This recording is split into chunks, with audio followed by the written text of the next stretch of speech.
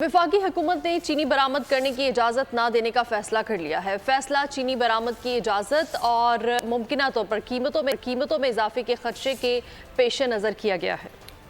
वफाकी हुकूमत ने चीनी बरामद करने की इजाज़त ना देने का फैसला किया है।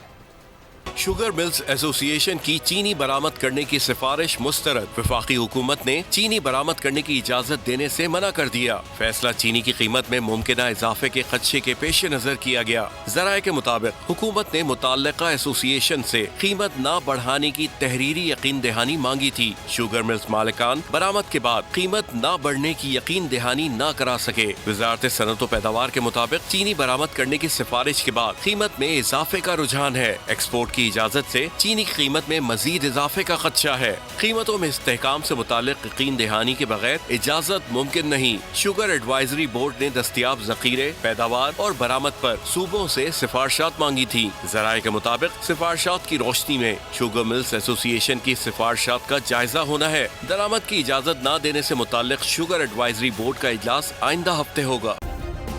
सब्सक्राइब करें और बेल दबाएं ताकि कोई खबर रह न जाए।